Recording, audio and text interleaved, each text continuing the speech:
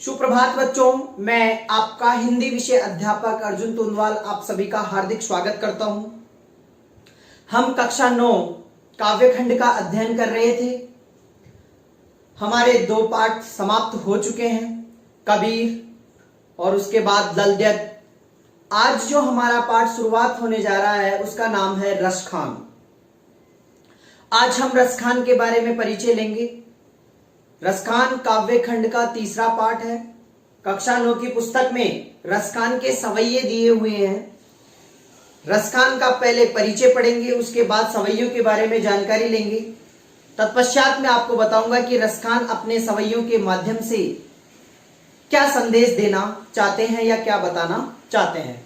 तो शुरुआत करते हैं हम आज नए पाठ के साथ, नए तरीके से रसखान।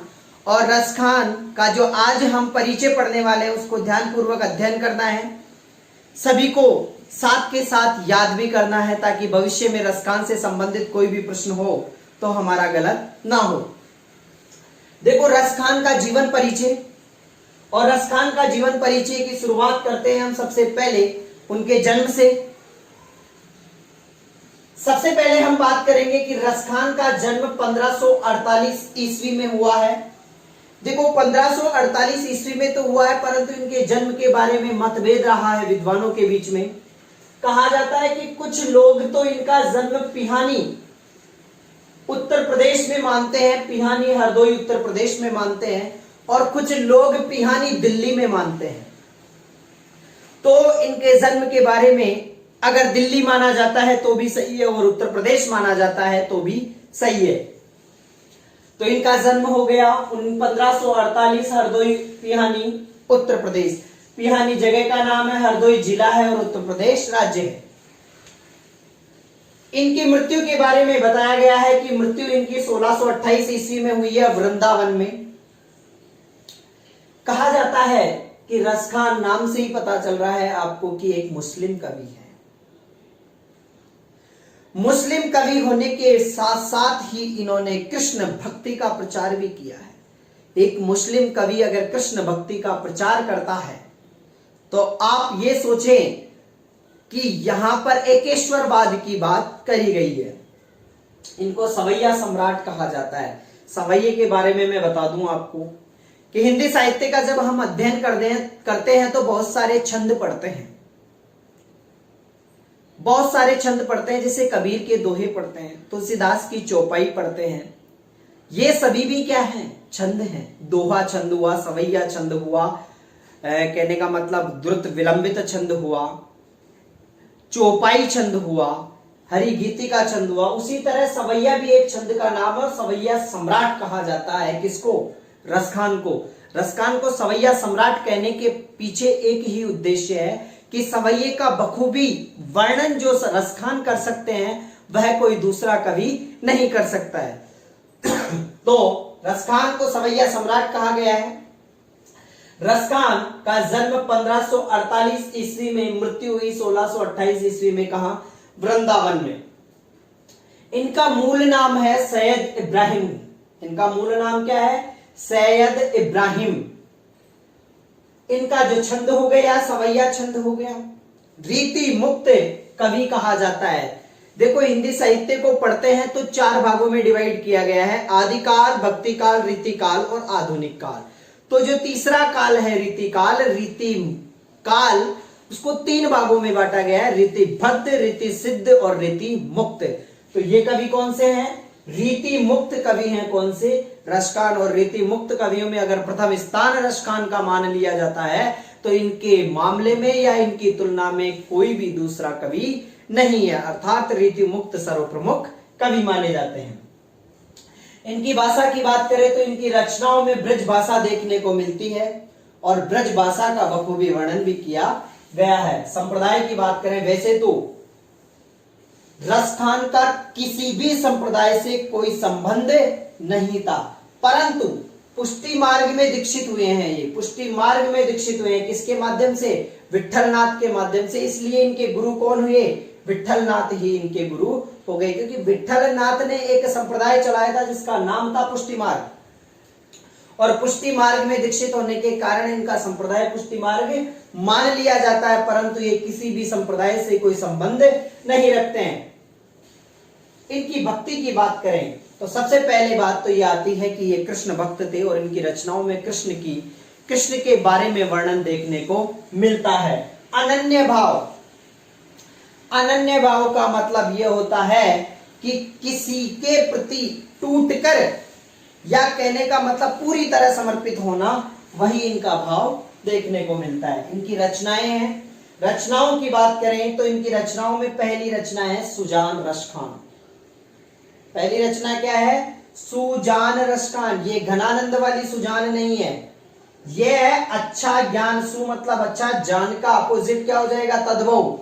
वेरी गुड, ज्ञान, तो अच्छा ज्ञान अर्थात सुजान रसखान।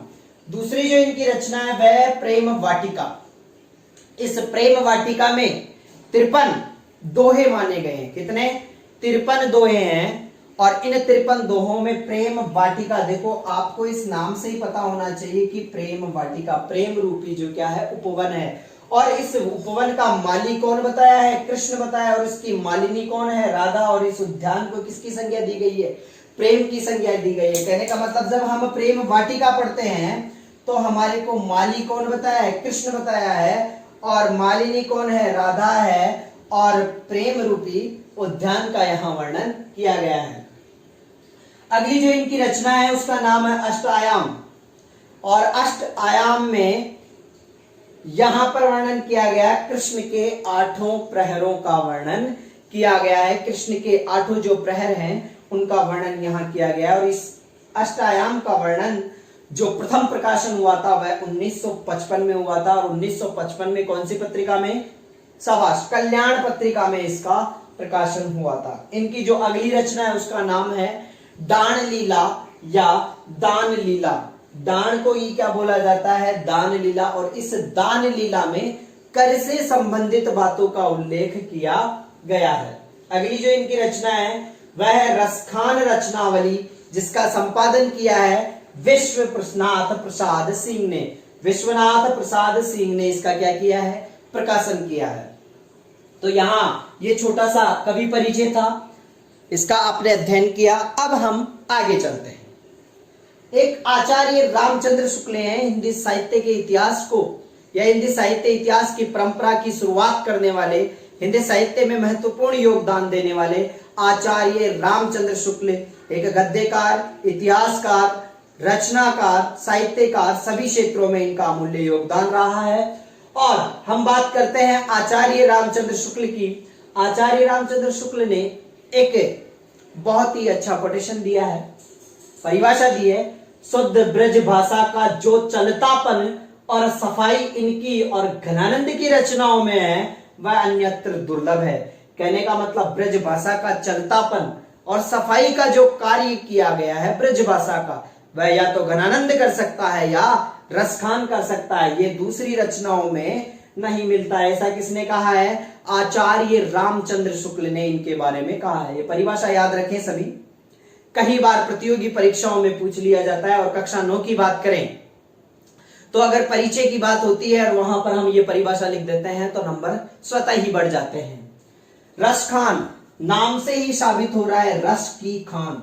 रसखान को कहा जाता है रस की खान। और किसके आधार पर? इनकी रचनाओं के आधार पर, इनकी सवैयों के आधार पर इनको क्या कहा जाता है? रस की खान कहा जाता है। जब इनकी रचनाओं को हम अध्ययन करेंगे, जब इनको पढ़ेंगे, तब आपको स्वतः ही रस का आनंद प्राप्त हो जाएगा। अगली बात करते हैं इनके रस की। इनकी रचनाओं में 2 प्रकार के रस मिलते हैं, एक श्रृंगार रस और एक भक्ति रस। श्रृंगार रस और भक्ति रस इनकी रचनाओं में देखने को मिलता है। इनकी जो समाधि है वह महाबन मथुरा में बनाई गई है। इनकी समाधि कहां है?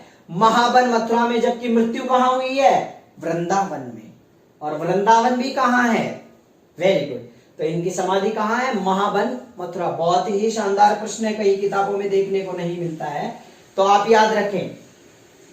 एक और अपने विद्वान हुए हैं आधुनिक हिंदी साहित्य के गद्यकार, जिनको कहा जा सकता है आधुनिक हिंदी साहित्य के उपन्यासकार भी कहा जा सकता है, भारतेंदु हरिश्चंद्र, जो अल्पायु में मृत्यु को प्राप्त हो गए थे। मात्र 35 वर्षों में इन्होंने अपना ऐसा योगदान हिंदी साहित्य को दिया है कि आज हम इनका अध्ययन कर रहे हैं। इन्होंने भी रसखान के बारे में लिखा है कि इन मुसलमान हरिजनन पर कोटिक हिंदू वारू, ऐसे मुसलमान कवि पर मैं करोड़ों हिंदू कवियों का क्या कर दूं, न्योछावर कर दूं, इन पे अर्पण कर दूं।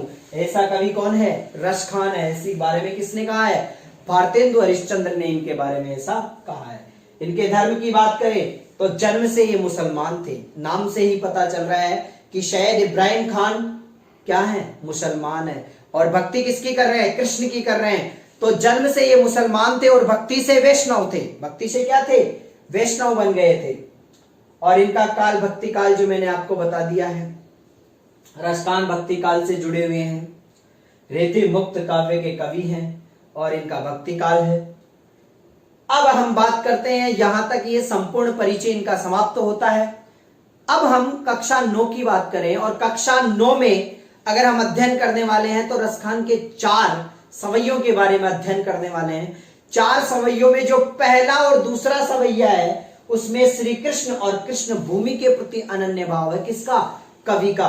कवि कहता है अगर मैं जन्म लूं तो ब्रज भूमि में लेना चाहता हूं, अगर मरूं तो ब्रज भूमि में मरना चाहता हूं, अगर मैं खेलूं तो ब्रज भूमि में खेलना चाहता हूं। उसका वर्णन यहां किया गया है। बात करते हैं तीसरे सवैये की। तो कृष्ण के रूप सौंदर्य के प्रति जो गोपियों का आकृष्टता है, गोपियों की जो उनके प्रति जो मोह है, प्रेम भाव है, उसका वर्णन यहां किया गया है। और नंबर 4 कृष्ण की मुरली की धुन और कृष्ण की मुस्कान के बारे में वर्णन किया गया है रसखान के द्वारा। तो आज का हमारा काम होगा रसखान का जीवन परिचय संपूर्ण हमें याद करना है, नोट डाउन करना है